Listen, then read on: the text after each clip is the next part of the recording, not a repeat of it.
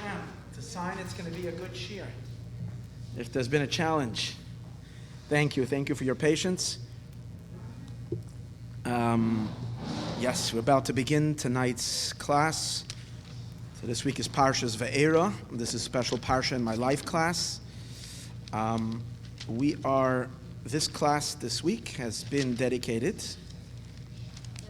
Someone should shut that because or else I'll. Yeah, it's working. If you shut that, that'll be good. Thank you.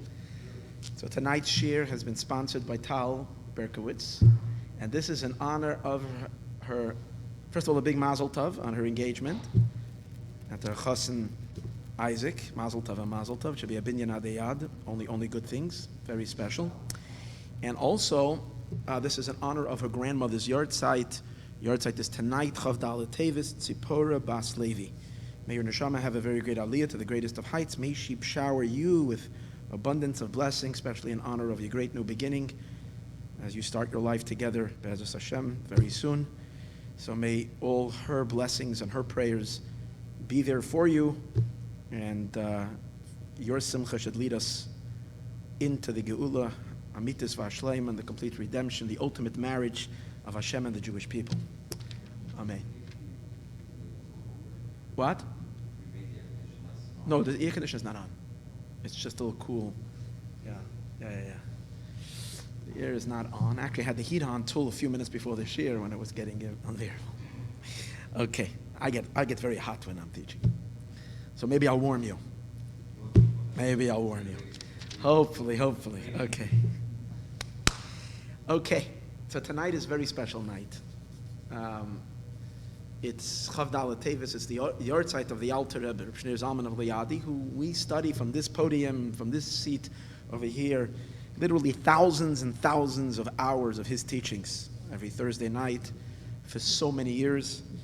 So his light radiates over here in a very special way, in a very deep way, and may he shine upon all of us his great light and his great blessing.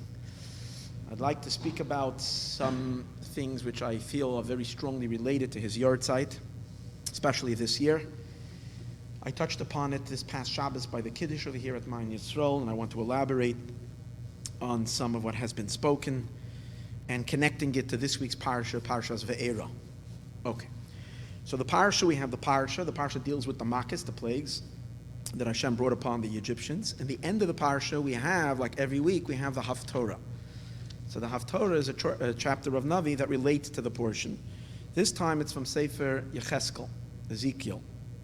So in Sefer Yecheskel, it describes the gist of the Haftorah as really two parts. Or the main part of the Haftorah is a prophecy that the Eibishter sends to Yecheskel Hanavi, that he should prophesy on the fall of Mitzrayim, how Egypt is going to be destroyed. Egypt is going to be completely decimated. This is not talking about Egypt that was decimated in the days of Moshe Rabbeinu when we went out of Egypt. This is talking about a later fall of Egypt, many, many years later, during the time of the destruction between the first temple and the second temple. That's when Egypt had Nebuchadnezzar went to war against Egypt. Nebuchadnezzar, who destroyed the Beis Hamikdash, went to war against Egypt and destroyed Egypt, lay Egypt to ruins. And as the Navi says, Egypt will be laid desolate for 40 years. And even when it will be rebuilt again and the people will come back, it will always remain a humiliated kingdom. It will never return to its previous glory.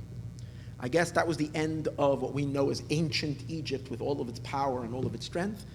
And Egypt is Egypt. It's nothing too exciting today, and it has never regained its glory, as we find stated explicitly in the Haftorah. The relationship of that Haftorah to this week's Parsha, to Parshas Ve'era, is obviously clear, because in the Parsha we're also talking about the destruction of Egypt. In a much earlier time, the fall of Mitzrayim through the Makkos that Hashem brought through Moshe Rabbeinu as Mitzrayim was defeated. And that's the connection between that Haftorah and this Haftorah, as it's explained in the Levush, or the great halachic authority, where he explains the connection of the Haftorah to the Parsha. There's something else right at the beginning of the Haftorah, even before it begins with the prophecy regarding the fall of Egypt. It's talking about kibbutz galuyos, the regathering of the Jewish people coming to Eretz Yisrael. I think it's referring to not the final kibbutz galuyos, which we're talking about is about to happen, or maybe to some degree has begun already, We're not talking about that, but we're talking about, I think, the return of the Jewish people after the Babylonian exile, after the story of Purim, when Koresh gave permission for the Jewish people to return to Eretz Yisroel and rebuild the Beis Hamikdash. That's the opening of the pasuk, and over there it says, "V'nikdashti bam la'einei hagoyim." I will become sanctified for the eyes of the nations, by this that I've helped my people. The Yisroel admasa mashenasati la'avdi Yaakov. By this that the Jewish people will settle the land that I have given to Yaakov. And here as well, the Haftorah, this part of the Haftorah is also connected to Parshas Ve'era, because in Parshas Ve'era it talks about Hashem says, I will take the Jewish people out. It's two things. There is the fall of Egypt, the punishment of Mitzrayim, and there's also the extraction of the Jewish people. It doesn't happen in the Parsha yet, but we have the promise of Hashem, V'hitzesi, V'hitzalti, V'ga'alti, V'lakachti, the four promises of Geula that Hashem says, I will take you out of Egypt, bring you to the land of Israel. So that's the connection of the two. The interesting thing is that the last psukim, the last pasuk of the Haftorah, is, now I'll stop for a moment. The Haftorah continues and says, after it talks about the destruction of Mitzrayim, and why is Mitzrayim going to have such a big punishment? It's important to know. Why is Egypt going to be punished at that point? The pasuk ascribes to it, the reason is because they were a false hope for the Jewish people. They seem to have promised the Jewish people that they would defend them, that the Jewish people would need, they would come to their defense against Sancherev and later against Nebuchadnezzar. So the Jewish people put their hopes in Egypt and they didn't put their hopes in God.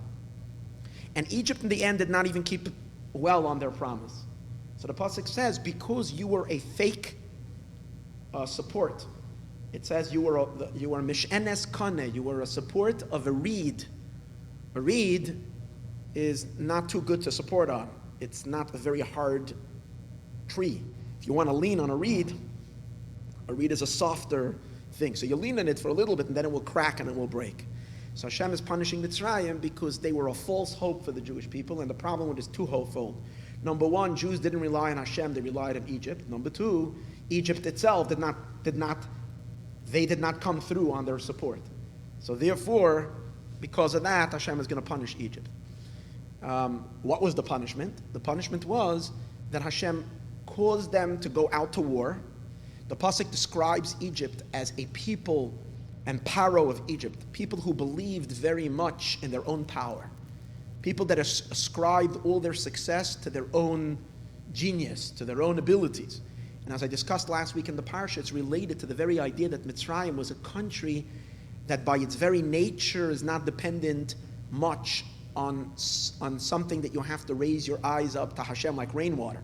Eretz Yisroel is a place, Israel is a land where a person who wants to be sustained, wants God's blessings, or needs blessings, needs to turn, because without rain, all the work and all the toil you do is in vain. Nothing will bring. So you have to pick up your eyes to heaven constantly, to someone or to, you know that your success is not in your own hands. You have to turn to a higher power.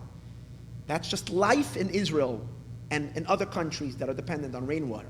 Mitzrayim had this powerful Nile River, and that was the reason why one can deny Hashem completely. We discussed it at great length last week. So the pasuk describes Paro as being the big crocodile of the Nile, who claims that he is independent, doesn't need God. The Nile is mine, Vani Asis Sani, and I created myself, and I created my whole fortune and my whole life. Everything I have is due to my own doings or my own success. And that is the reason why the Eibishter threatens and says, what am I going to do to you? I'm going to pull you out. He compares him like to I'm going to put something on your mouth, and I'm going to pull this big fish out of that secure place, the Nile that you're so secure in. Together with you, all the fish are going to get stuck on your scales. What does that mean? The fish are all the other Egyptians.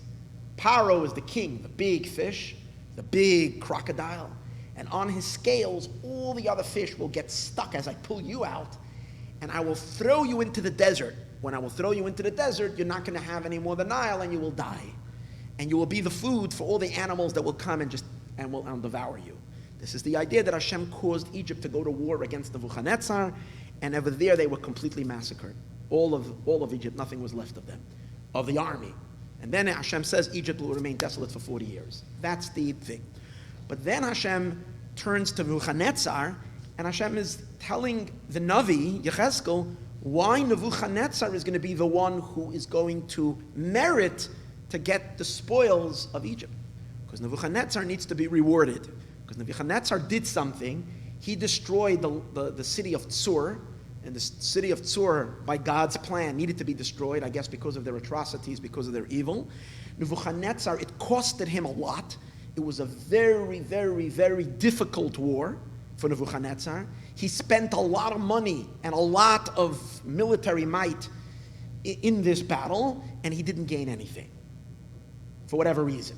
So God says, I need to pay Nebuchadnezzar, so his payment for his efforts in that war is that he's going to get the spoils of Egypt, and he's going to become very wealthy based on that. That's the Haftarah. Then finally, the conclusion is, the Eibishter says, Bayoimahu, on that day, Atzmiach Keren lebeis Yisroel, I'm going to sprout forth a keren, a horn. Over here it means a power of victory for the Jewish people. Ulecha, and to you, Yechezkel Hanavi, etein, I will give pischain peh, I will give an opening of your mouth. B'soicham, amongst them. V'yadu ki ani Hashem, they will know that I am God. To you, Yechezkel, I will give you an open mouth. What is the idea that the Eibishter is saying? So what is this referring to? So this is also referring to the time of Kibbutz Goliath, when Hashem is going to reward the Jewish people. But the main idea that the Eibishter says to Yechezkel, I will give you a pischain peh, an opening of your mouth. Rashi and the other Mefarshim say, what's your opening of your mouth? Because it will be proven that your prophecies are true. It will finally be proven that when you prophesize, because not everybody accepted Yechezkel as a Navi. So now it's going to be finally accepted, and everybody will see that you're a prophet, because everything will see that whatever you said came true, and that's the pischain peh, opening of your mouth. So the question is, does this last line of Yechezkel Hanavi having a pischain peh relate somehow also to the parsha or not? This that Yidden will know, the Yadu, who will know? This is not referring to the nations, it's referring to the Jewish people. The Yadu ki ani Hashem, that I am Hashem. It's interesting that this year is Tafshin Pei. And from the beginning of the year, we were talking about all the meaning and significance of Tafshin Pei 5780. One of the things I mentioned, it should be Shnas Pischain Peh. The Pei means a mouth. It should be the time of opening our mouth. Where do we find opening our mouth? In Rosh Hashanah and davening, we say, we say, God, you should give honor to your people. Tehillah l'reyacha, you should give praise to those who fear you. Sikva toiva, you should give good hope. Lam yachlim lach, to those who hope for you. Pischain peh, and an opening of the mouth. Sikva toiva l'darshecha, you should give a good hope l'darshecha to those who seek you. Pischain peh, an opening of mouth. Lam yachlim lach, to those who are hoping and waiting for you.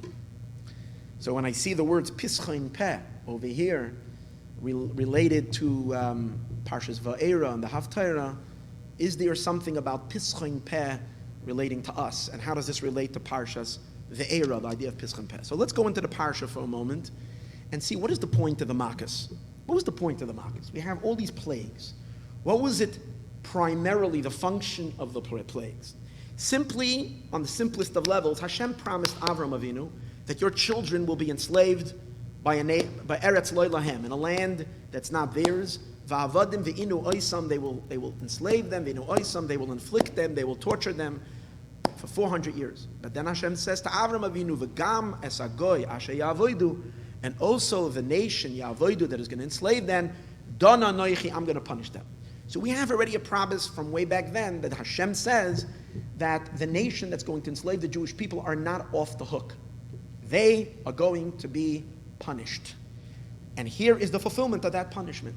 So Mitzrayim was beaten to a pulp, literally, plague after plague after plague after plague, all to be able to, for Hashem to really, to the fullest and completion, punish the Egyptians to the full degree of punishment.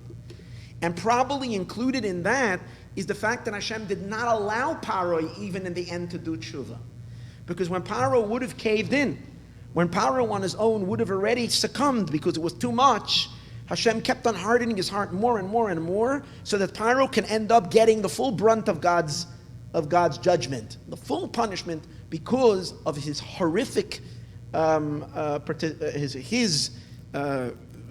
the Mefarshim explained already, if it was decreed already, it's not his fault, and they discussed already the idea. But Paro, he needed to get what he deserved, and that's why his punishment was to the very end.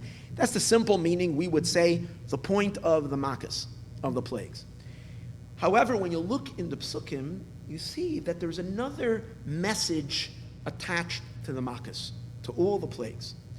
The pasuk keeps on repeating again and again and again and again the phrase in these words or other words or something like this: V'yadu Mitzrayim ki ani Hashem. That Egypt has to come to a knowledge or an understanding that I am God. The Egyptians must recognize Hashem's authority, Hashem's power. Paro said, Lo yadaiti as Hashem, I don't know God. And as we said earlier, Mitzrayim was a place that had zero relationship with Hashem. They didn't believe Hashem has any power over them. And therefore, Paro needed to come to a knowledge of God. Now it's interesting, the Abarbanel, when he speaks about Mitzrayim, says that Egypt had three elements of denial. Three things that they were kofar in, that they denied in. The first thing that they denied the existence of God. That's why Paro said, Lo yadaiti es Hashem, I don't know God. The very existence of God they denied. The second thing was that they denied Hashem's influence on the world, that God has power over the world. That's the second thing. There can be a God who's the originator of the creation, but once he created the world, the universe runs by its own power, and Hashem doesn't have any more interaction with the world that he created, which were many philosophers in the early days who believed that there was an original power that generated it all, but he lost his, or doesn't, or he chose for whatever reason to disconnect from his creation. And thirdly, that God has power, not just that he interacts with the world and relates to the world through the operation of nature. Maybe God does communicate with the world, but that he doesn't have any power to alter nature, to change the rules of the system. These are three things. The Abarbanel says that the Makkis came to prove these three dimensions, and he says, we look in the Agada, we find that the 10 plagues are divided into three groups. We say it, Rabbi Yehuda would give simanim, Datzach, Adash, Ba'achav. Familiar with the Agada. Datzach is Dam, Tzvardeya, Akinim, the first 3 plagues. Second 3 plagues are Adash, Orov, Dever, Shchin, and then you have Ba'achav, Barad, Arbe, Choshech, Makas Bechoris, the last 4. So he explains that the first 3 came to prove the existence of a God. Second 3 came to deliver the message that God is Mashgiach, Hashem is controlling and overseeing everything in the world. And the last 4 is coming to demonstrate God's ability to change the nature. Like you find by Barad, where you had fire and water working together. It's a total breaking of the laws of nature, and so on and so forth. Again, how he explains it is not for now. But in other words, the Makkis came to explain or to reveal Hashem's authority and Hashem's power. Are these two connected? One explanation of the Makkis. Now, this idea that the Makkis are for Yadu Mitzrayim is repeated probably about 10 times. All my pink little footnotes, markers over here. You have over here, let's start. In Pasuk Hey, in our Pasuk over here, Pasuk Hey, you have in Perek Zayin, V'yadu Mitzrayim kani Hashem, Egypt will know that I am God, V'netoisi es yadi al Mitzrayim, when I have stretched out my hand on Egypt. That's one Pasuk. Then you have another verse in Perek Zayin, further in Parshas Ve'era. Koyamar Hashem, so says Hashem, Pasuk Yud Zayin. Bezois Teda, so with this you will know Ki ani Hashem, that I am God. Again, telling this to Egypt. With this you know that I am Hashem. Then we have again in Perek Ches, also this parsha, Pasuk Vav, Leman Teda, so you will know Ki ein Hashem Elokeinu, that there's no one like our God. Then you have further in the parsha in Perek Ches, Pasuk Yud Ches, Laman Teda when Hashem separated between the Jewish flocks and the Jewish land, that there was no wild beasts didn't come there, and it only came in the Egyptian land. Laman Teda Kani Hashem Bekerev Aretz, that I am God in the midst of the land. It means I control exactly where, when, and what the plague will come. It means it's not just the existence of God, but I'm involved, as we said earlier. And so again, there's so many psukim like this. Ba'avur Teda ki ein kamoinu b'chol haaretz. This is where, when he's telling him about the plague of the hail, of the barad, Ba'avur Teda, you should know there's no one like me, so on and so forth. All the way through Parshas Beshalach, when it comes to Kriyas Yamsuf, Hashem keeps on saying, so v'yadu Mitzrayim, that Egypt will finally know that I am God. That's the purpose of the Makkos. Now, how does this fit with what we said earlier? The Makkos came to punish the Egyptians. That's the main purpose of the Makkos, to punish Egypt. And now we're saying it's so that they will know that there is a Hashem. It's a teaching. It's a lesson. It's a lesson to teach them and the existence of a God.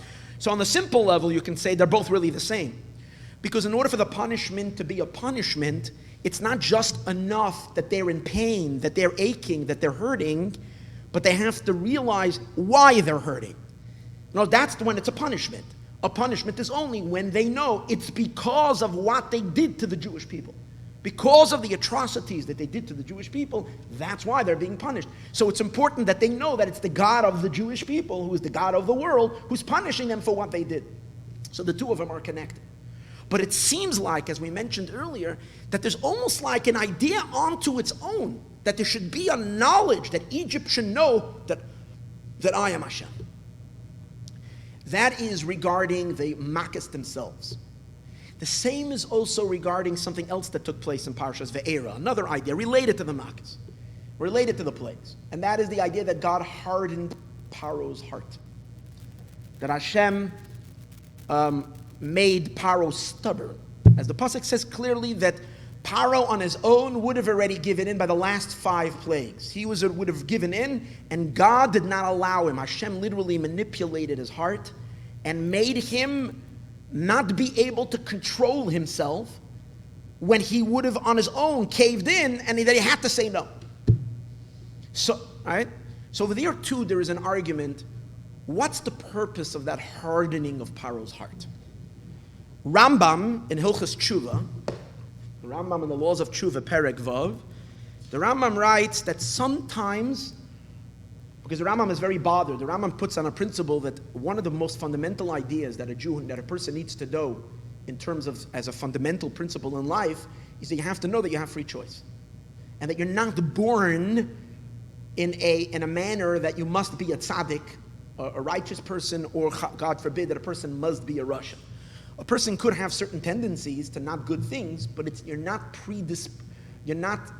no one is decreed upon from above that they have to be wicked or that they have to be righteous. Everybody has free choice. So the Rambam has a hard time when you come to Parshas Ve'era and these psukim, where it says that Hashem is playing with Paro's heart. That means God is not allowing him. Here we're saying we have free choice. So the Rambam says that sometimes a person sins so much that the punishment for their sin, in other words, their sin was so great that their punishment for that sin is that God takes away from them the possibility of doing tshuva because they don't deserve to have that chance of doing tshuva. That's how far their corruption went. And they deserve to be completely, Hashem wants to make sure that they will be punished and they will not exit at the last minute by doing tshuva. So Hashem, and that itself is a punishment from Hashem. And he brings the example of Paro. So according to that, the idea of Paro's heart, hardening of Paro's heart, is all it's all the ideas we said earlier, it's also the same, it's just about punishing. Paro needs to be punished, as we mentioned earlier. The Sefarnu, that's Rambam. The Sefarnu learns, similar to the idea that we said earlier, that there's 2 explanations regarding the Makkos. One is to punish Paro, and the other one is to make Mitzrayim know God's power. So the Sefarnu actually says, the reason Hashem hardened his heart is actually to make Paro and Mitzrayim do a complete tshuva. It's the opposite of Rambam. Is in order to bring Paro to a complete tshuva. Why? He says if Paro would have let the Jewish people out when the pressure became just unbearable, so then there wouldn't be any tshuva on his part. He wouldn't have any regret. He just can't continue in his ways. God is twisting his arm. He would remain a rebel. He would remain satisfied with all of his bloodshed, with all of the monstrous acts that he's done. Just now, he can't continue it, but he wouldn't have done tshuva. Oh, so what does Hashem do? Hashem did not allow him to cave in when he was in unbearable pain already. Hashem did not allow it. So that Hashem can end up showing him his true power and his true might to the very end, only after the 10 Makkos, when Paro saw God, the undeniable power of the Eibishter of Hashem in such a vivid, conspicuous, revealed way there was no denying, then he was thinking, you know what? I can't believe I did this.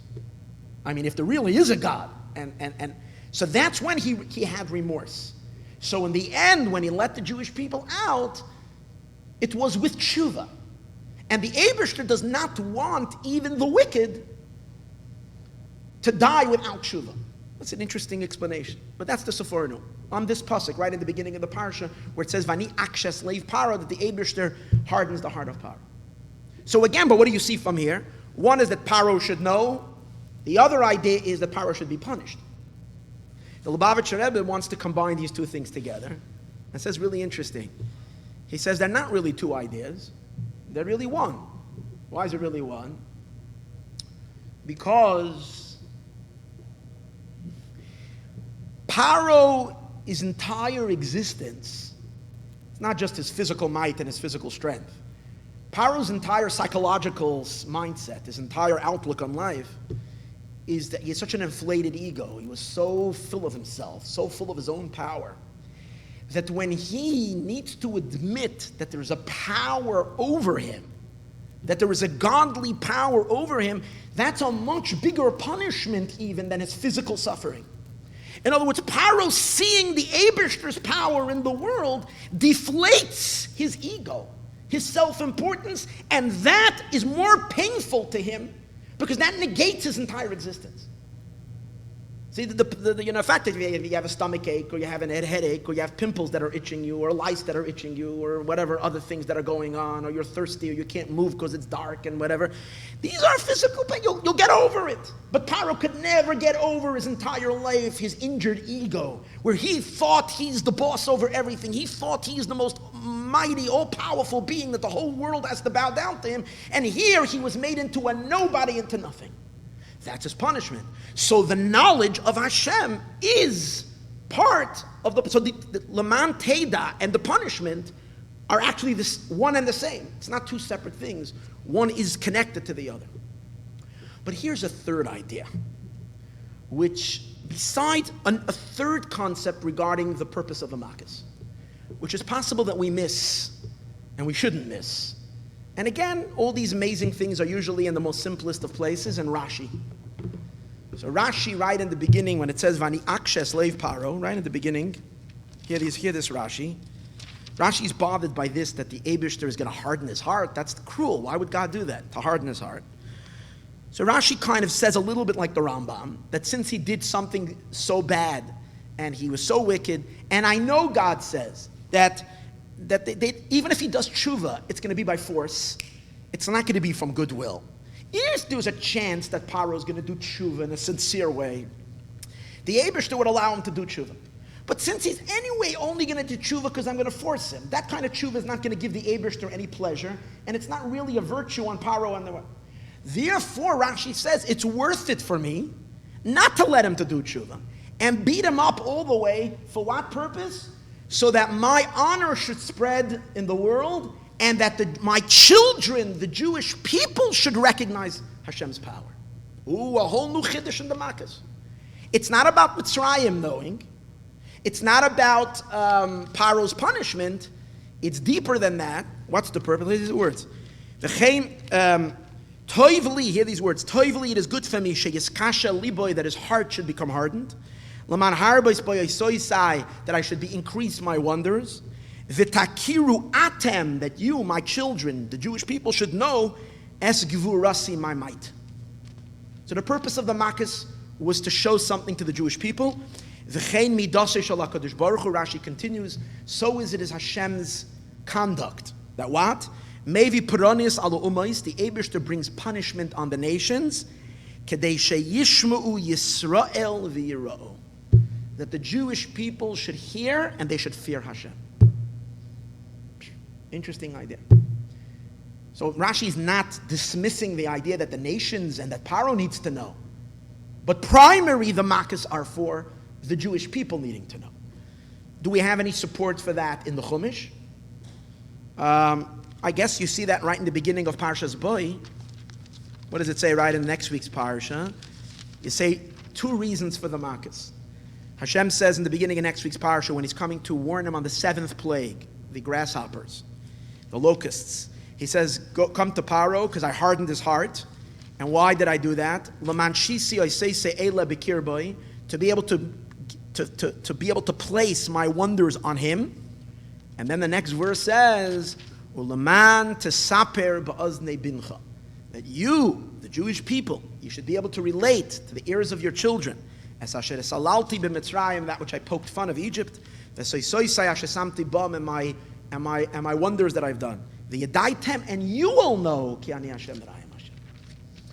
So there is clear an idea in the Makkos for the Jewish people to know.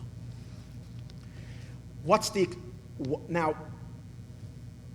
one needs to understand, why is that so vital? Why is that so vital? Obviously, you can say, because the Jewish people are now going to become God's people. So if they're going to make a commitment to Torah and mitzvot, they need to really appreciate and understand Hashem's power and Hashem's might, so that they want to be in a relationship with Him. That's on the one hand.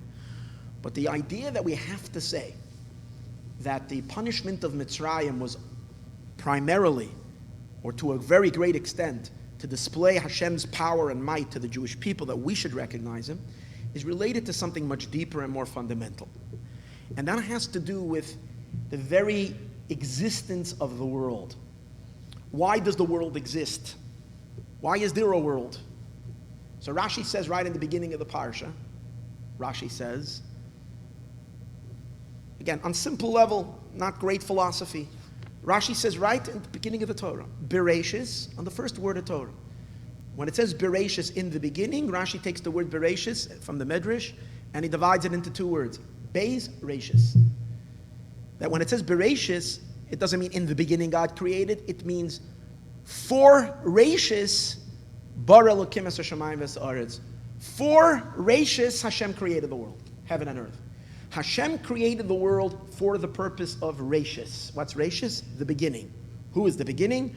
Two things that are called beginning. Torah is called the beginning, and the Jewish people are called the beginning. Two things that are called beginning. So God, Hashem, created the entire world for the sake of Israel and for the sake of the Torah, for the sake of the Jewish people and the Torah. If that's the case, there cannot be anything in the world that is not directly related to the Jewish people. Everything needs to be related to the Jewish people. It's not like, okay, Hashem had his primary interest in the Jewish people and they will do mitzvahs and so forth. And then he created a big world. And many events and many occurrences and many ideas will happen in this ginormous world, which are just part of a world. The world has its significance and has its importance. The deeper reason that God has in the world and his ultimate satisfaction is the Jewish people learning Torah and doing his mitzvahs. But there is still a significance and an importance and an existence to the rest of the world on its own. Rashi's idea, B'shvil HaTorah, B'shvil Yisroel, says something deeper. The existence of the entire world, the existence of the 8 billion people on the planet, the existence of the 70 nations, the existence of a spaceship going out of space and going to moon and its distant, Mars Explorer going to Mars, or all these incredible scientific breakthroughs and everything that is being made and everything. Every event that ever happened from the beginning of time to the end of time. Everything that happens in the world is directly related to the Jewish people. And we have to find its connection. So you can have humongous wars happening between nations. It's connected to the Jewish people. The Alter Rebbe, Reb Shneur Zalman of Liadi, today we're commemorating his yahrzeit, as we mentioned earlier, writes in one of his memorim, in the name of the Baal Shem Tov. He writes in the name of the Baal Shem Tov that the Baal Shem Tov said that the Eibishter made a war between two nations that battled for 7 years. A 7-year battle. Two nations.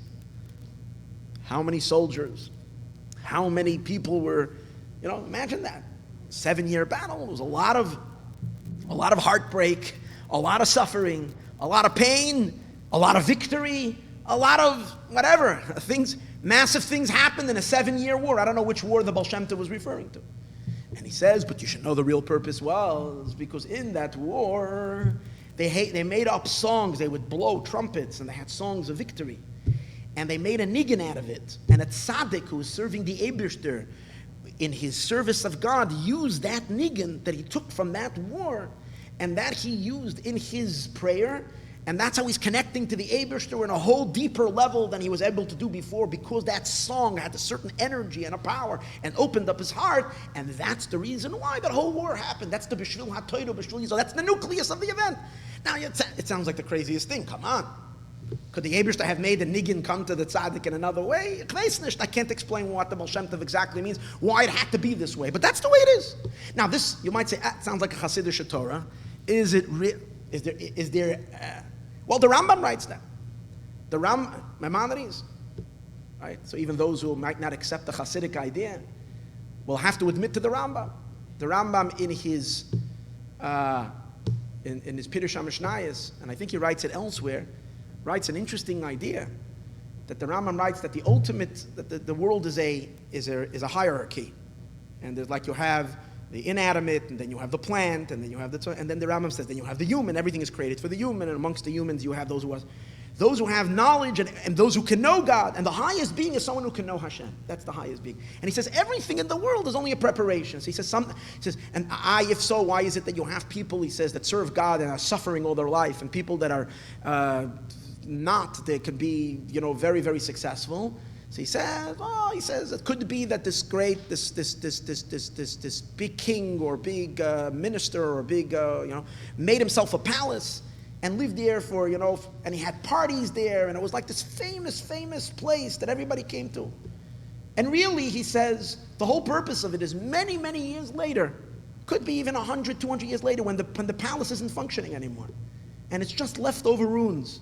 And this tzaddik, he writes, this Maimonides writes this, is going in the forest or going through a field, and he wants to daven mincha, and it's getting cloudy and it might rain, and he's uncomfortable, so he finds shelter in the ruins of this palace. And that's the reason Hashem put into the mind of this fellow to invest, $10 million in building his whole fortress and his whole, or $20 million, all of this, so that this person should be able to, and that's its whole purpose. That's its neshama. It's hard for us to digest, but that's the way it is. If that's the case, there can't be anything in the world that's not related to the Jewish people. So you have to say that even though, here's an amazing thing, even though something as important as the display of Hashem's power in the world, the display of Hashem's power and might in the world is very significant and very important, but even that needs to be, so what's if God's revealed in the world? Even that needs to be elevated by the fact that the Jewish people are going to know Hashem and serve Hashem in a deeper way because of what happened. So everything has to ultimately, in other words, there could be, to a certain degree, a significance in Mitzrayim doing tshuva. Mitzrayim needs to be punished. Mitzrayim's doing tshuva. The world at large should see the majestic power of God. But the inner reason, it has to. Because since everything in this world, the pnimius, at the inner core, is for the Bereshis B'shvil Yisroel, or B'shvil HaTorah, for the sake of the Jewish people and the sake of Israel, if the Jewish people don't notice it, everybody else notices it, but the Jewish people don't notice it, it missed its point. Because everything is for the sake of the Jewish people and their Torah. Okay. Therefore, when it comes to the Haftorah, when we read our Haftorah, And in the Haftorah we read about this massive event, the defeat of Egypt in the hands of Nebuchadnezzar. And the Torah and the Navi gives specific reason of why this event happened.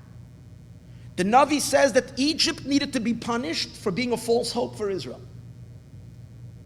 Nebuchadnezzar needs to be rewarded for what? Nebuchadnezzar needs to be rewarded for what? For his conquest of Tsur, that he wasn't rewarded yet. So even if there's an explicit reason, there is a deeper reason. There is an underlying reason. What's the underlying reason? That you have in the last pasuk of the Haftorah, similar to what Rashi says. And what is that? Sham atzmiach. Hear these words. Bayoim ahu, on that day, after everything is said and done, after all the reasons and everything we've had, Bayoim ahu, on that day, atzmiach keren lebeis Yisroel, I will make sprout keren, a power to the Jewish people, ulecha, and to you and to the Navi Yecheskel. What's going to be the benefit for the Jewish people? First of all, they will know God's power, but something else that's very important, that the Jewish people should know, lecha etin, to you Yecheskel, I will give you an opening of your mouth that you will have proven your prophecy. So the Eibishter goes and makes an entire massive war on Mitzrayim with Nebuchadnezzar. Who knows how many people were involved in this war? What was going on? How many years they fought? It's a world event. And for what purpose is it? The purpose is that to prove Yecheskel's nevuah, that people should see that Yecheskel is a Navi. Everything that you said can happen. Which is a very interesting thing. Now it's interesting, the Lubavitcher Rebbe points out that in those days, Yecheskel was known as a Navi already. He was known as a Navi. It was because his first nevuah, there's two prophecies over here. His first nevuah was after 10 years, and the second nevuah was in the 27th year of his life. Not of his life, of him beginning to be a prophet. So first was in the 10th year, and one in 20, so 17 years later. He was known as a Navi. But not everybody believed in him as a Navi. There were some Jews who they rejected his nevuah. They didn't believe that Yecheskel was a Navi. So for these Yidden, that they too should recognize Yecheskel's nevuah, the Eibishter goes and turns over Sidrei Bereshis, the whole world, just that the Yidden should know, because it's important for the Jewish people to know their Navi. Similar to what we learned in the Parsha, that all these makkahs are related to the Yadu Yisroel that the Jewish people need to know. We love to learn the Torah as a once upon a time book, as a story of a long time ago. We Jews are very happy when all these amazing things happen a long time ago. People get very nervous when they find out that the things that are happening a long time ago are really actually current and they're happening now, not just a long time ago. It makes us uncomfortable. The reason why it makes us uncomfortable is because then God becomes very real. And if God becomes very real, that means I have to really be a Yid. It's not just, as long as, there were once holy people, Avram, Nevi'im, this, that, everybody's comfortable.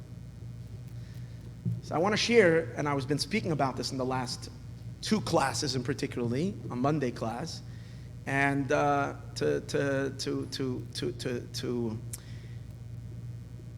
recognize and to illustrate a very, very, very important idea. As I mentioned already in the last few classes, we were talking about the astonishing events that are happening in the world in the last couple of years. And unless someone is blind and blindfolded with 7 coverings, then maybe you can be unaware of what's going on. The Eibishter is spun a dreidel a couple of years ago and literally is reshaping the entire geopolitical world, and in a stunning way. And the interesting thing is, what Jews can't make peace with is that it's actually good for the Jews this time. Like, we're used to always everything being bad for the Jews. Suddenly something happened and it's actually good for the Jews. Jews are always afraid that there's something up his sleeve, so it can't be so good for the Jews. You just wait, he's going to pull something out soon, something really bad, this, that. So therefore, I'd like to take everybody back 27 years ago, or 28 years ago, or actually 29 years ago. So in 1991, the Lubavitcher Rebbe then spoke the entire year. And he kept on saying over and over again that the Jewish people need to know, and the whole world needs to know. You can watch it. You can watch it. This is not me just telling you stories. You can watch videos of New York Times, people coming by the Rebbe Sunday by dollars, and different newspapers, and people were asking the Rebbe, what is your message about Mashiach? And the Rebbe keeps on saying to everybody, tell everybody that the Geula is about to come, Mashiach is about to happen, and people need to prepare themselves. How should they prepare themselves? Through doing acts of goodness and kindness. The Rebbe called for all of humanity, not just for the Jewish people, that we should walk and tell people that they should increase in acts of goodness, of kindness, so that to hasten the redemption, because the redemption is about to come. And as I mentioned in the previous class, the Rebbe at that point pointed to the fall of communist Russia, that overnight it was incredible when the Berlin Wall fell, when the USSR, a revolution like that should have costed millions of lives. Such massive change in an entire country, the entire socialist communist party fell apart, and without even any gunfire, without one, it's amazing. And the Rebbe said that's the sign of the Geula. Those the last walls of Golus. Russia was keeping 3 million Jews in captivity. The fact that's a sign of the end of the exile. And then the Rebbe pointed to the war against Saddam Hussein, the Persian Gulf War, which I discussed at great length 2 weeks ago in the class on Asara B'Tevis, and the unbelievable miracles that we had just revealed when I discussed about last week of what kind of horrific danger the Jewish people were at that time. Literally, the entire Am HaYoshev B'Tzion, the Jewish people living in Israel, were so close to complete annihilation through a chemical warfare and biological weapons that Saddam Hussein had. And he had given instructions to launch, and until today we have no idea why they didn't send it to Israel.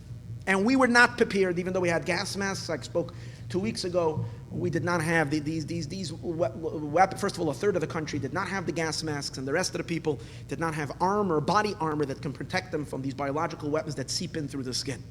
So literally, at that time, the Rebbe then kept on saying that that's all an event that is supposed to happen the year Mashiach comes. And the Rebbe kept on quoting the Yalkut Shemaini, Shana Shamelach Mashiach Niglaboy, this is what's going to happen. Fine. In the end of that year, Parsha Shoftim, 57:5-1, you can learn that Sikha, you can learn that talk. The Rebbe shocked Lubavitch, really shocked Lubavitch. Lubavitch himself started spinning, not knowing what to do. Because the Rebbe spoke on Shabbos, and he gave the Chassidim a job to do, and the Chassidim were uncomfortable with that job. Because it would make them sound like lunatics. It would make them sound like fanatics, crazy people. What did the Rebbe say? The Rebbe sat an entire Fabregan, and he built a case that Nevuah is supposed to come back before Mashiach comes. Prophecy. And he says that when it says in the Gemara that there's no more prophecy, the Gemara doesn't say, there will never be prophecy. The Gemara says it stopped. But the Rebbe proves from Rambam and from different places that it's possible for it to come back anytime. Especially, the Rambam says, from Ageras HaTeiman, and in Pirush HaMishnayos, Ein Safik Shechazaras HaNevuah Hu Akdamas HaMashiach. Words of the Rambam. Before Mashiach comes, Nevuah will return. The Rebbe goes on to explain in that talk that the Baal Shem Tov was a prophet. When did prophecy start coming back? Through the Baal Shem Tov. Not just the Baal Shem Tov, the Ruach HaKodesh, he brings from the Tzemach Tzedek, that the Baal Shem Tov had eyes and literally can physically see Arba Meis Parsal, Arba Meis Parsal, meaning he just physically can see for hundreds and hundreds of miles, much like a Navi, physically. So is the Magid, the Mezritcha Magid. Then he brings that Maizeda, the Shnei Zalman of Liadi, the Tzemach Tzedek, brings that his grandfather, Shamani Mimenu Nevuos, we heard from him prophecies, Koileya El Asa'oro, which means they mamish were exactly. And I'm going to speak about that. It was most of them were in Negeya when the Alter Rebbe was his histalkus, his passing away when he was fleeing from Napoleon. At that time, the Alter Rebbe predicted exactly what was going to happen, on which day it was going to happen.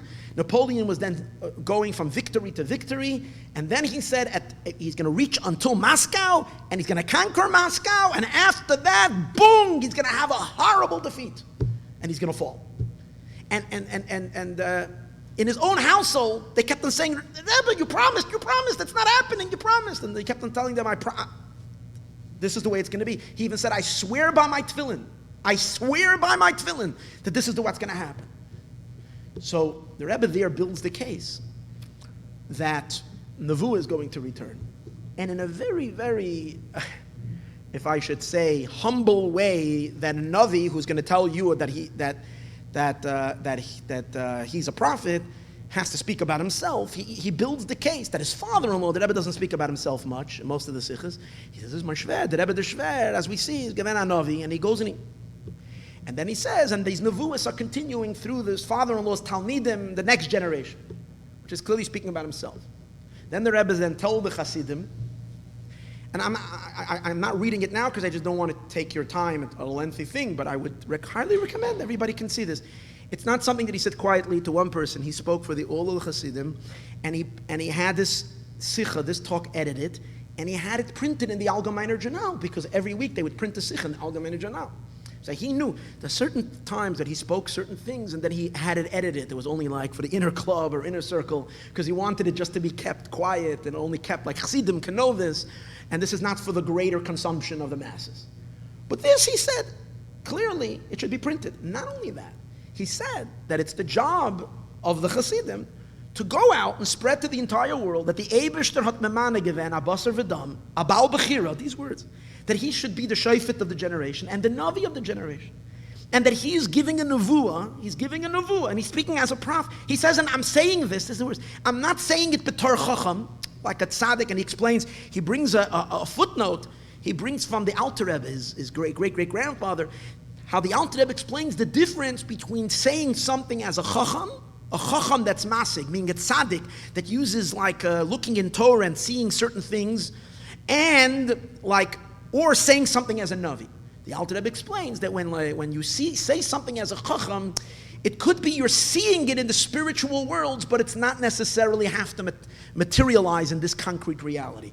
But when a navi talks, since the Navi is speaking it, and he's bringing it into Dibur, into this world, it must happen. So therefore the Rebbe then said, it should be nisparsim in the whole world, that there is a Nevuah already, that Higiyaz Mangul Ascham, the time of the redemption has arrived.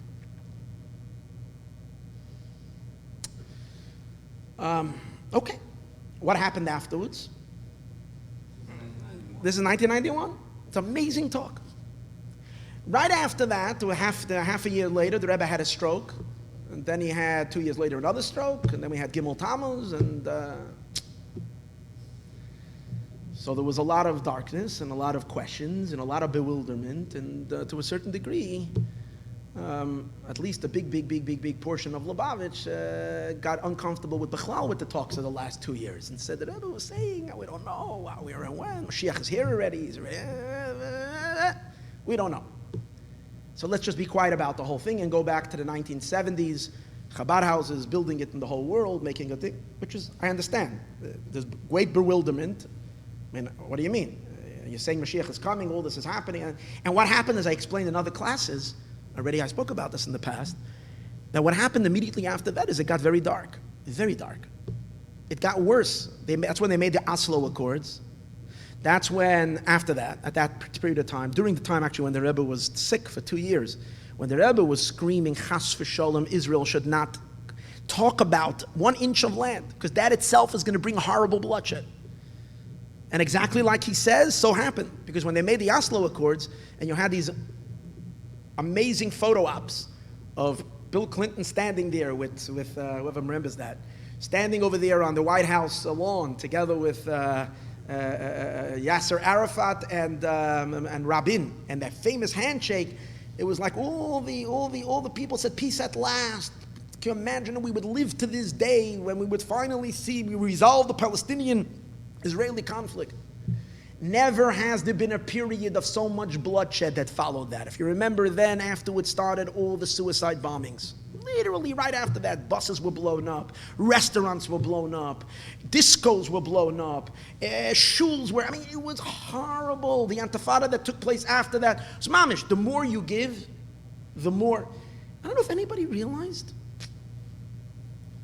that in the last couple of months, how quiet it is in Israel. Did anybody take notice?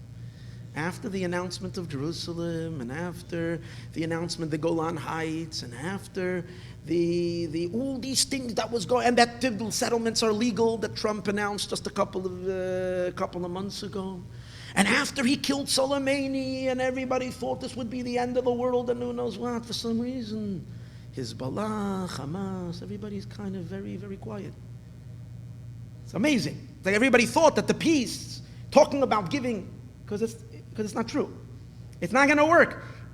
This peace ideal of giving peace by giving pieces of Israel is not going to work because it's not what the Eibishter wants. So it's not going to work. And the Arab mentalities, they don't want the Jews there. They want the Jews out of the entire Israel. So if you give them a little bit, in any case. So there was a big question, a big bewilderment for many, many years. What people don't realize is when a Navi speaks, and when a prophet speaks, you don't always see the result of the prophet's words immediately. Sometimes it's 10 years, 15 years, 25 years. So to me, it's clear, an interesting thing, that what has happened in the last 3 years, beginning in the year 2016, which is, I think, related to what I had spoken about, those who have been following this class from the year 5775, if you remember, I raised everybody's hopes for that year, remember? I'm going to now do a confession. I did a confession at the end of that year. I told everybody Mashiach is for sure coming in 5775. And I was building it on a mimer from the Alter Rebbe, telling you that the Shekhinah goes out of Galus. Then I extended it to 5756, if you remember, because I said, if you kvetch in the mimer, you can say it's 5756 for whatever reason. You can listen to the classes then, and we can discuss it. But now looking in hindsight, I realize it wasn't wrong at all. The Shekhinah going out of Galus means that you can't mess with the Shekhinah anymore. You can't keep the Jewish people enslaved. You can't. So what was going on right after 5755 and 5756 and ultimately in 5777, everything switched. Everything turned around. The whole world went Moshe Kapoyer. Because the entire march of the political world, of all the nations in the world, to try to stifle the Jewish people, to try to choke Israel, to try to force Israel into a devastating concession. So much so, as I mentioned in the previous class, that in the earlier years, when they were talking about conceding or giving land to Arabs or giving them chunks of Eretz Yisrael, they wouldn't dare mention Yerushalayim, because who would think that the Jewish people would do something so stupid to give a piece of Jerusalem? How would you do that? But then, and the Rebbe mentions it in 5751, Shabbos Bereshis, 5752. In Shabbos Bereshis, the Rebbe then says an interesting thing. He says, we're talking so much that the Geula is coming, and Mashiach is about to happen. We're seeing all the signs in the world, denuclearization between Russia and America, various different things that are pointing to the Geula's ready to come. And here we see the opposite, he says, that they're actually talking, the nations in the world are beginning to ask and demand for Yerushalayim. He says, to have a chutzpah. They're not just talking about Gaza, he says. They're not just talking about Yehuda and Shamron. They're actually asking to take away the city of David HaMelech. And the Rebbe then says in the Sikha, how is it possible? So he says, you should know that this too is a sign of the Geula. Because dafka, when the koiches hara, the powers of evil in the world, realize that they're going to be finished soon, so they put up their last fight, and therefore they're going to try to stop Mashiach's coming by trying to take Yerushalayim. That built in the last, from 1992 until 2006, it reached stronger and stronger and stronger, and particularly under the Obama administration. And reached under the Obama administration, they were so close. Because in the last few days of his presidency, what did he do? First of all, he awarded the Palestinians hundreds of millions of dollars, a crazy amount of money. He gave He made this horrible deal with Iran that has put 6 million Jews. You realize by now it's already 3 years after the deal was signed. It was signed in 2015. Wait, so it's already 5 years. So in 5 years from now, that's it. 5 years from now, the Iranians have no restrictions in building nuclear weapons. And with that, and no one can say a poof because they kept their deal. Imagine that. So in 5 years from now, the Iranians have nuclear weapons while the mullahs and while Soleimani is alive, and they have the ability to do and threaten Israel with nuclear weapons. I mean, and these guys are not like, the Russians that at least, know that if they use nuclear weapons, it's going to be used against them, and these guys are suicide bombers. They don't care. They don't care. That's the crazy with radical Islam. You're talking about, so literally putting the entire Jewish people on threat of annihilation. And in addition to that, as I mentioned then, they had a meeting in Jerusalem, you had a meeting in Paris, where 70 nations got together to decide the fate of Jerusalem.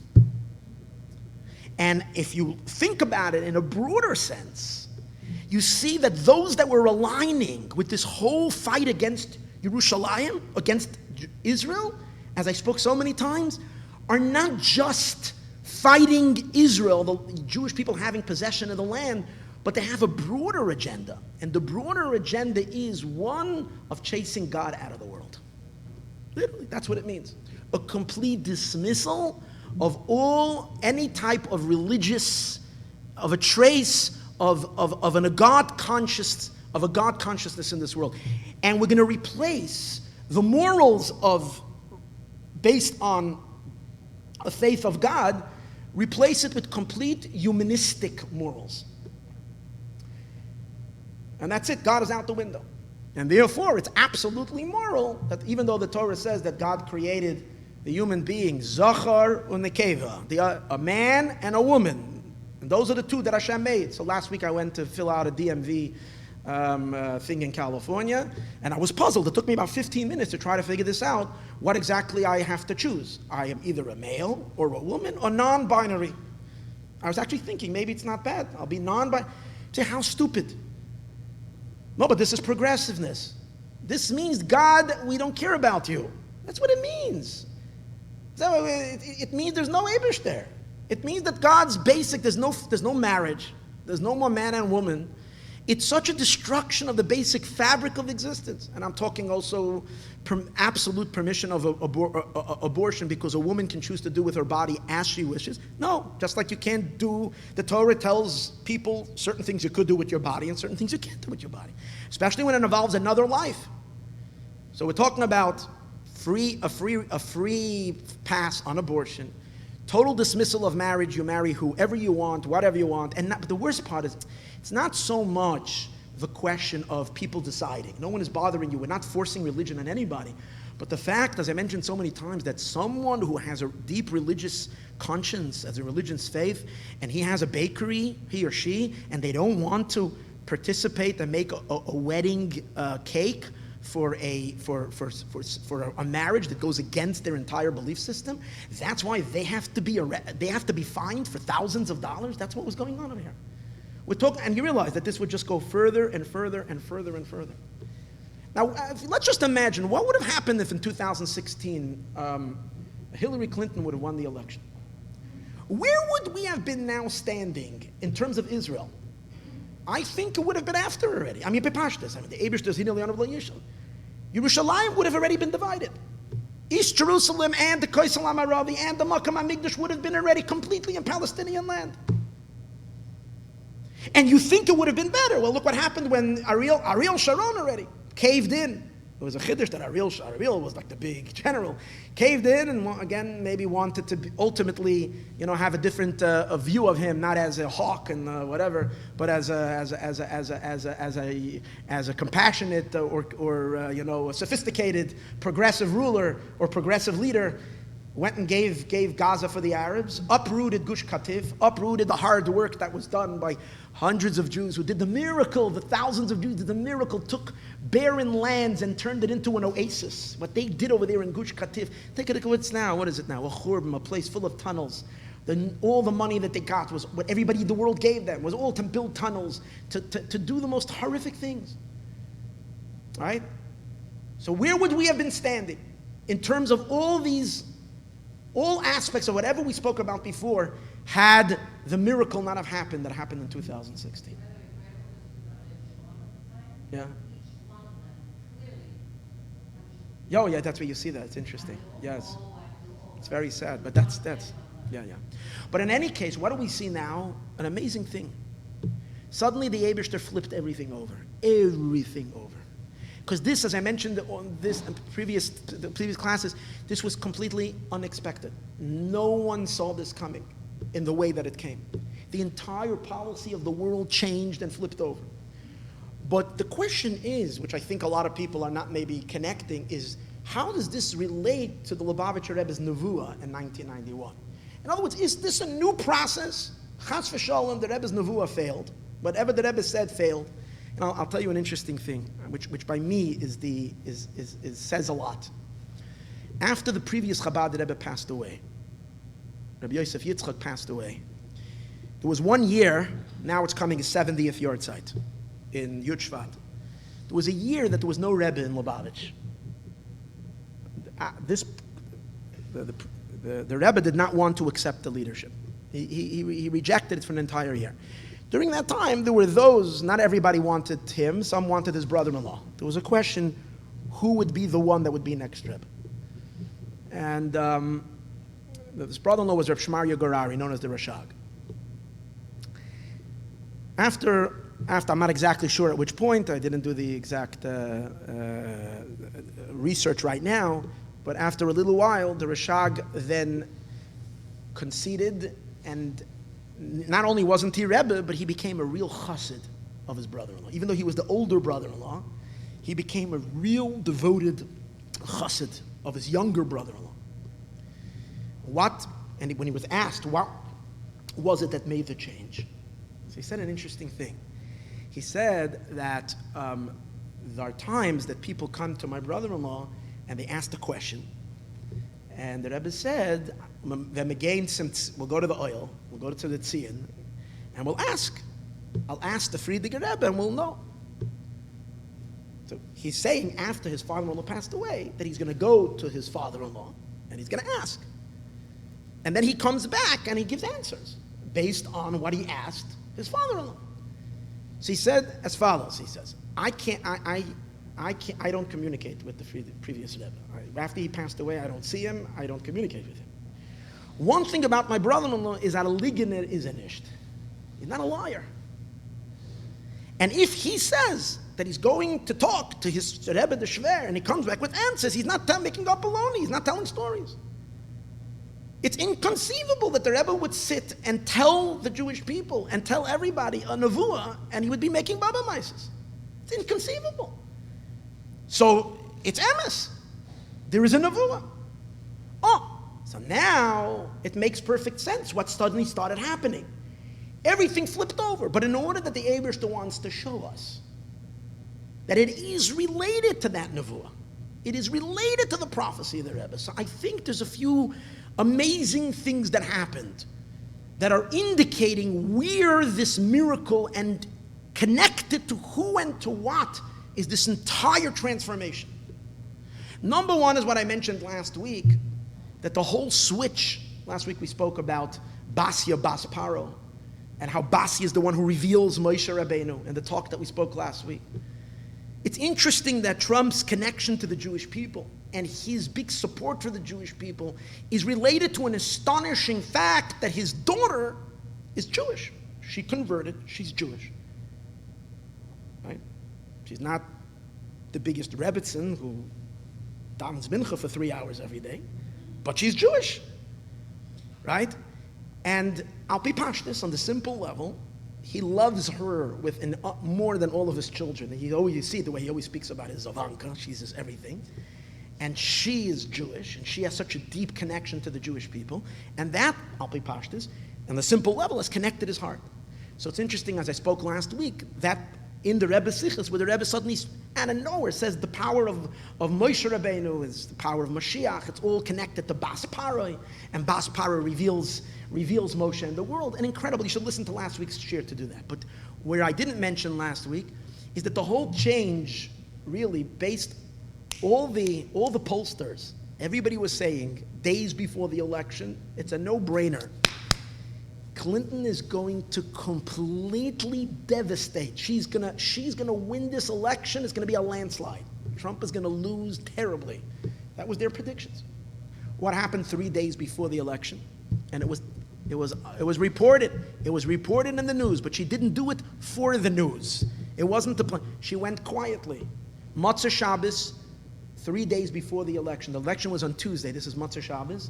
She and her husband Jared visited, you can watch the video, visit the Lubavitcher Rebbe's oil, and they're going to daven for the Hatzlacha in this election. It's amazing. That was an interesting thing. Then, as I pointed to you, let's take a look at a couple of dates of amazing things that happened where you see that, I know there's a lot of people, and this is very important, a lot of people have a very hard time with the current president due to his being a very not elegant and eloquent and refined type of a person.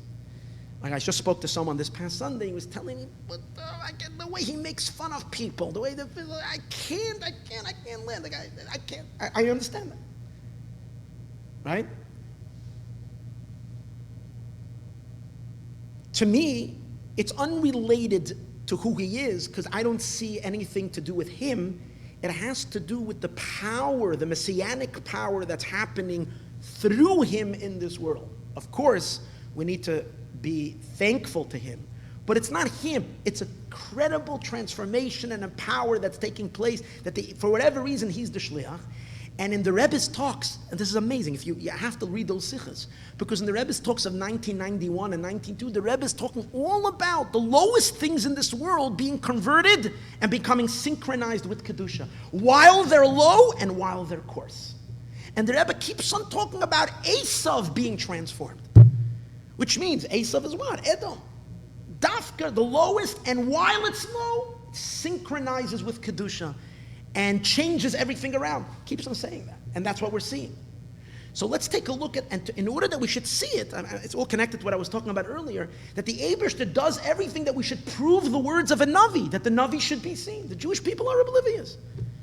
When I'm saying that Jewish people are oblivious, I mean not only is there in Lakewood people don't know this, not only in Muncie, not only amongst Hamish shuls, non-religious for sure, but even in Chabad there's so many people that are so disconnected from this idea that the Rebbe said in Nevuah, and that we're holding in the Giyas Mangolas, and there's no way to change it. This is going to happen, and it has to happen, and it's in the middle of happening. So I just want to point a few events that happens. Incredible. So let's begin. The day that the Electoral College voted officially, legally, Trump to become president of the United States was the 19th of Kislev. Which the 19th of Kislev is the victory of Chassidus. It's the victory of when the light of Chassidus was introduced into the world. 2016, December 19th, you can look it up in your calendars. That's when it was officially, it became law, legal, that he's president, the next president. That's not that's like about a month after the general elections. But the legality of it happened the 19th of Kislev. A year later, on the 19th of Kislev, on 2017, here in New York, or here in California, but in New York, it was still the afternoon of the 18th of Kislev. But in Jerusalem, in Yerushalayim HaKodesh, it was the 19th of Kislev. That's when he announced that America recognizes Jerusalem as the capital of Israel, and that the U.S. Embassy is going to be moved over there, which you see already today. Italy promised already. Italy, the ones who destroyed the Beis Hamikdash, Rome, they made 2 days ago, the prime minister was in Israel, Yerushalayim. He says, he wasn't the prime minister, he's the top candidate of the conservative party. He says, if I win, I guarantee you, we're going to recognize Jerusalem as the capital of Israel, and we're going to move our embassy over there. Guatemala did it, Honduras did it. many others. I mean, it's no more taboo. That's the idea. He broke the tabooness of it. When? On the 19th of Kislev. The next amazing act that he did that shook the Jewish world, also in an incredible day. Not necessarily a Chabad day, but an incredible day. Zois Chanukah is when he freed Rubashkin. Again, did he have a calendar knowing when these awesome days are? The 8th day of Chanukah, 5777, and that's when he releases Rubashkin, which was also the closest moment that anybody felt to Mashiach, at least in the Jewish world, was at that time. It was incredible. Let's take it further. This past year, when did he announce the Golan Heights? When did he align that the Golan Heights? On Purim. On Purim, he gives a tweet on Purim that the Golan Heights is it's about time. This was his tweet. It was about time that the United States, after 52 years, recognized Israel's sovereignty over the Golan Heights. On Purim. Let's go a little further.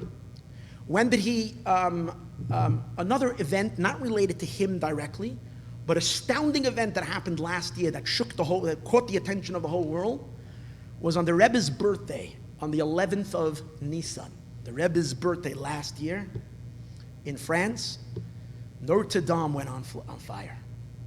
And Notre Dame is destroyed. This is the first year they did not have Mass. They immediately after the destruction of Notre Dame, they decided, people from all over the world pledged billions of dollars to rebuild it. They just announced, and I was thinking, okay, so now this happened, but what? They just announced this year that there's a 50% chance that it has been ruined so badly that they will not ever be able to rebuild it. And I've discussed in previous classes, Notre Dame represents the old Christianity, the Christianity that believes that God disconnected from the Jewish people, unlike the evangelicals who are big supporters of Israel, the evangelicals that believe that those who bless Israel are blessed. It's a whole different world, it's a whole different Christian world. If the Christian world is going to be transformed to become elevated and be part of the Geula, this is the new Christians of the United States. The old European Christians that brought about mass murder for the Jewish people, that was represented by Notre Dame in 800 years. This is a symbol of the defeat of the supremacy of Christianity. And when did it happen? On the Rebbe's birthday. And the amazing thing, that very same time, a fire broke out that was put out. That didn't this at the same time that Notre Dame was burning on Temple Mount in the mosque that's on the Makam HaMikdash. A fire was burning there as well. It was reported at the same time. Let's continue. Chaf. This year, just another 2 to 3 ideas. This past year, Chaf Cheshvan. Chaf Cheshvan is the birthday of the 5th Chabad Rebbe, known as Reb Sholem Ber. 5th Chabad Rebbe, Reb Sholem Ber, Sholem Dov Ber. Sholem Dov Ber was one of the Rabbeim who very strongly pushed and supported the Yishuv of the Jewish people in Hebron. He wanted, and he started a yeshiva, the Chabad yeshiva in Hebron. And he writes that the Chabad Rabbeim, his ancestors, had a very, very deep attachment to Hebron, more than any other place in Eretz Yisrael, and he relates it's connected to Malchus Beis David, because Malchus Beis David HaMelech first was Melech in Hebron before he became Melech in Yerushalayim. Very, very strong. The Rebbe Rashab, the 5th Chabad Rebbe, was the one who established Yeshiva Tomchet Mimim. And here's the interesting thing. The Rebbe Rashab called the Bachrim of his yeshiva Chayolei Beis David. These are the armies, these are the soldiers of the household of David that are here to pave the way for Mashiach. That's what So in Chabad itself, the focus on Mashiach became very strong in the last 3 generations, starting with the Rebbe Rashab.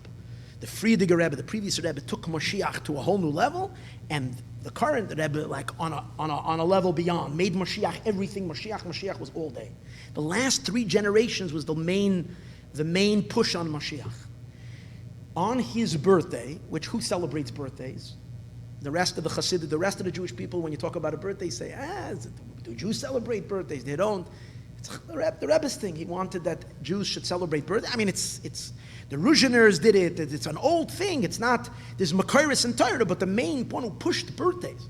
So on the Rashab's birthday, the day of Mazlei Goyver, that's when Trump made this incredible Pompeo, it wasn't Trump, but obviously it was Pompeo's announcement, in which he announced that all settlements that were till now considered the United States policy until now was that all settlements in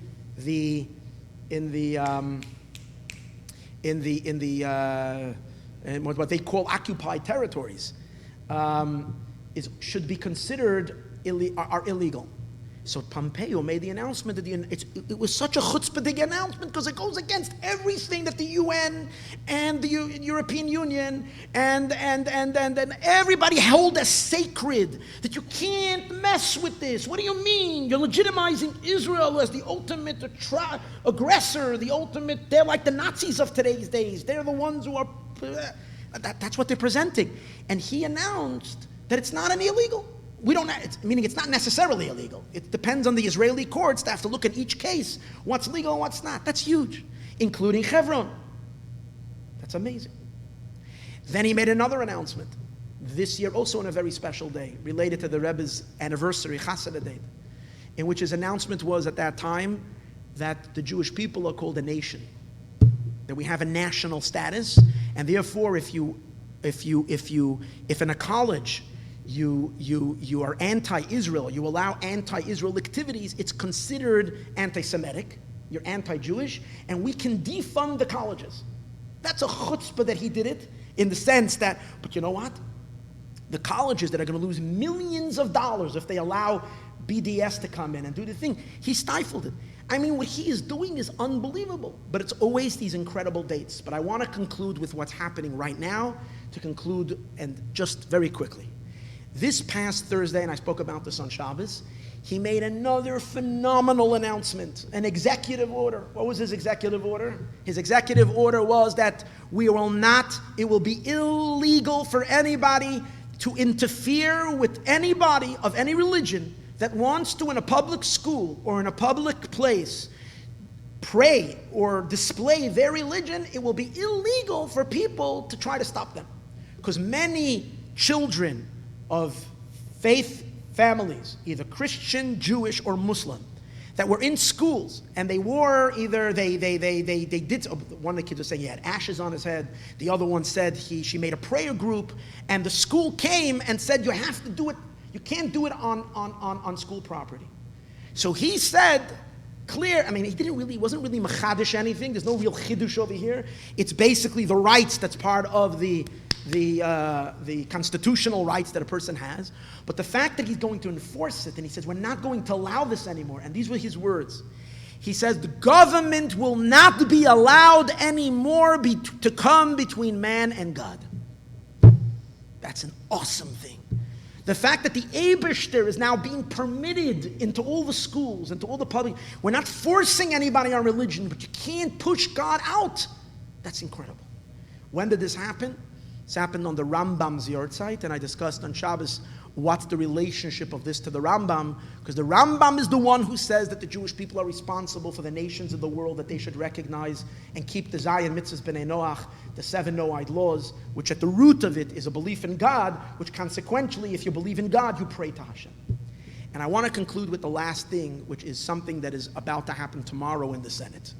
Tomorrow we know that as soon as President Trump became president, everybody, I mean, a huge movement was immediately created to try to overthrow to delegitimize his presidency. In other words, people couldn't believe that he won because it didn't make sense that he won. He had no credentials to win an election. And what he wanted was so shocking, it was so absurd that people couldn't swallow it. And because they couldn't swallow it, they tried whatever they can. They tried with Russian collusion, and the whole thing didn't work. So now they came up with this whole idea of he's in cahoots with the Ukrainians, and he was trying to push Ukrainian, and therefore he did an impeachable offense, and therefore we're going to impeach him. Fine. The interesting thing is that it's taking place, the trial is starting tomorrow on the Senate, on the day of the Alter Rebbe's yahrzeit, Chav Dalet Teves. So I want to share just one final thought about why I feel that the whole thing is going to explode in their faces. And the whole thing is not going to happen. And it's also my prayer, because, you know, I'm not a Navi. I can't tell you what's going to happen. I'm just telling you what my feelings are and why I think that this thing is going to fall apart. See, here's an amazing thing. The Alter Rebbe passed away at the age of 68. The Alter Rebbe was a very healthy person. And when he passed away at the age of 68, Al Pi Pashtus, it was an untimely passing. And why was that? He got sick. It was a freezing cold winter and he got sick.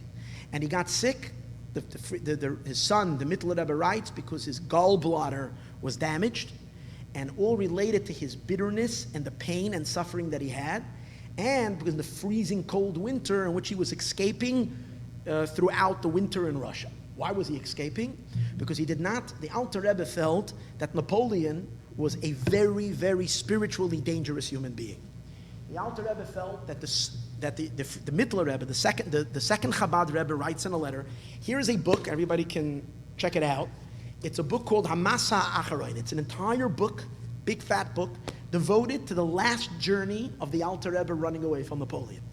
So over here is where I got most of my history, but in here there's actually a long letter that's printed also in Sefer Igros from the Mittler Rebbe, in which in this letter he writes why the Alter Rebbe couldn't stand Napoleon. And I'm just going to give you a brief one idea. He says that the Alter Rebbe believed that Napoleon is the Satan himself, Satan himself. He's the essence of evil. And he says two main things. He's a very wicked person, doesn't care about human life, and so on and so forth. But the other thing is that he's extremely arrogant and he doesn't believe in God.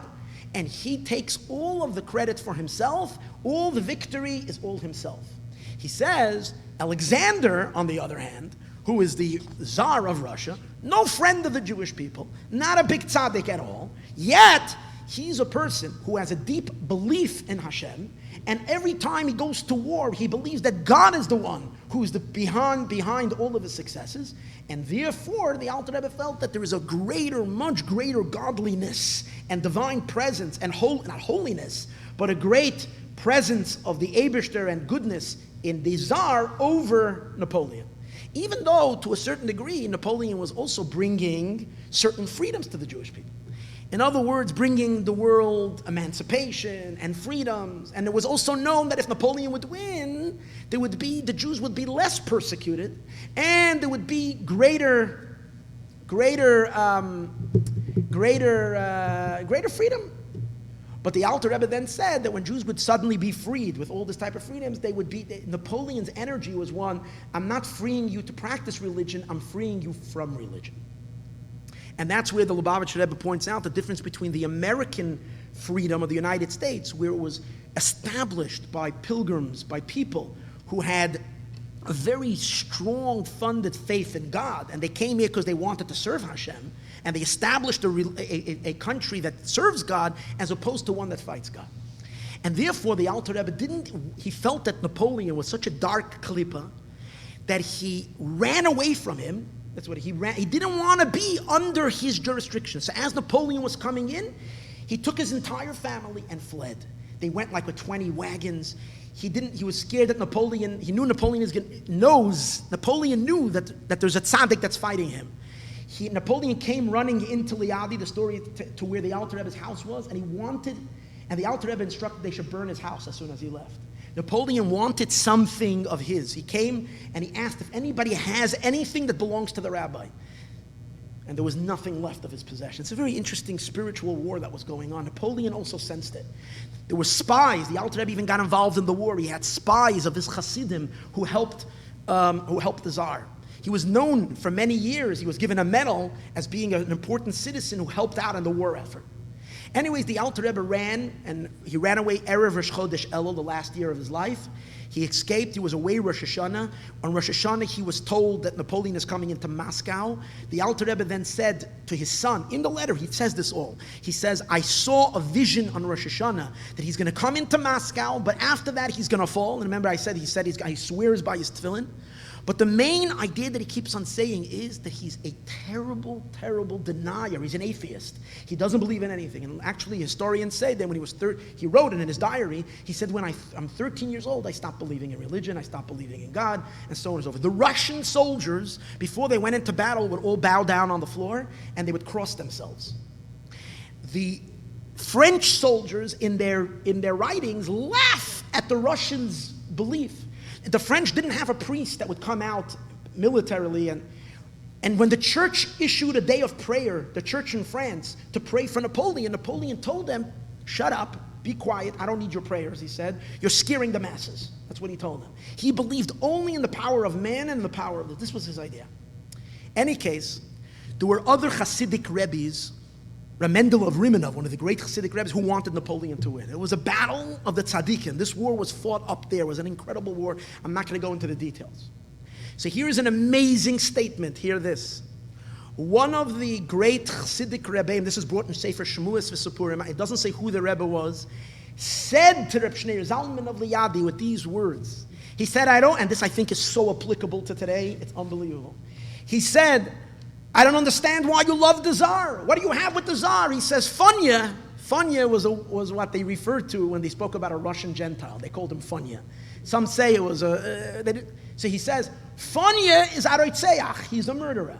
Funya is a Noyef. Noyef means he is an adulterer. Funya is a Ganav. He's a thief. So what are you?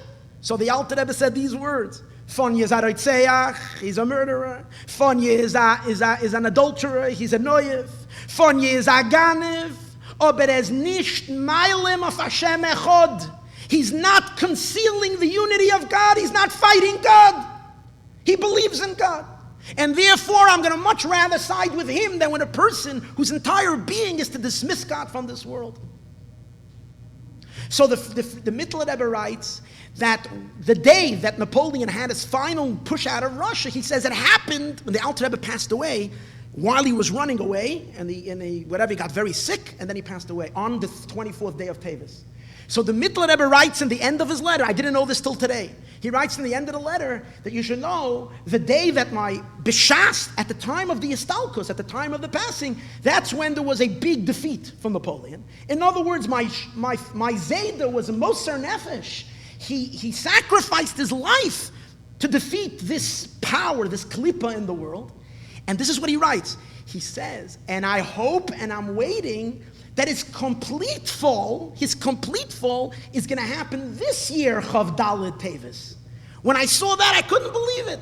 I hope that the complete fall of Napoleon is going to happen this year on the yard site, because this is what he gave his life for. So I ask you, who is the spiritual ears of Napoleon in this world? The United States today is divided. It's not just the United States, it's the whole world. There is two ideologies happening in the world. One is standing besides the Jewish people. One believes in God. One has a religious faith. The other ones want to eradicate the Eibishter completely from the planet. And therefore, if you hate God, you hate the Jewish people, and you hate Israel, and you don't want Mashiach, so you do whatever you can. I'm not saying that everybody consciously thinks this, but I'm talking about super conscious powers that are causing a horrible divide in this country. And sadly the Jews, because without the Jews nothing has power. So all the leaders of this whole fight and if you think about it, you think who are they in bed with? Who are they together with? Omar. I mean, how can anybody these are the leaders. This was becoming the whole face of the entire movement, is becoming so completely absurd in terms of its animosity and its hatred to anything holy. When is it taking place? When is the showdown, the final showdown? On Chav Dalet Tevis, where the Alter Rebbe himself was Moser Nefesh, literally gave his life to defeat a klippa. And if you're going to say, hold it, he's no tzaddik, our president, you can maybe say certain things that would say, no, Chas v'sholom, I don't think he's not a Ritzeach, and he's not he did a whole lot of good, and he's a big Baal Tzedakah, and so on and so forth. You might say that he's his life morality, and during his life in terms of his is not so impeccable, and you had some pretty not nice behaviors in his past. So what? So what? When it comes to his policy in the world, when it comes to his doings in this world, it's very messianic, I have to say. It's furthering God's plan for the world. It's not chas v'sholem moving things the other way. And the other side that's fighting him is completely trying to drag the entire world into the other direction. And so I give him a blessing that he should be successful. But the success is not that only that he should come out vindicated, that the success is that let us already lead to the Geula Shalema. Let this already be, because this is really what it is. V'hoisa, the pasuk says, "V'olu Mashiach Artzi and Lishpeit Asar Esav," as I explained many times. The elevation of the mountain of Esav, which is America, is being now lishpeit. It's being judged. Which way is America going? And what happens immediately? V'hoisa Lashem Amlucha, the Eibishter's kingdom. He has one job left. There's nothing left for him to do anymore after what he's done already, but to tell the Jewish people, go ahead and build your temple. Now let's get it done under budget. That's what I see him saying next. And I wouldn't be surprised a tweet will come out. Come on, get off that hill. It belongs to them. You all know it belongs to them. Let's just get the work done. Let's get it going. I mean, I do believe that there's of course going to be a powerful revelation from above when Mashiach comes. There's going to be but there is a process. There is a worldly process that happens, and the process has been happening the last couple of years. It's intensifying. It's about time that we realize that when the Rebbe said many years ago, a nevuah, he knew what he's talking about. And it's absolutely, every word he said is going to happen exactly like he said. And be'ezus Hashem, b'karev mamish, the Geula Shalema, we will see. And it's important, however, that we Jews should recognize this and understand it, speak about it, recognize it, get excited, and get more active in Torah and mitzvahs, because we want to be ready and be part of it. May we merit to see the Geula Shalema now. Take care. Sorry for maybe keeping you a little longer today, but...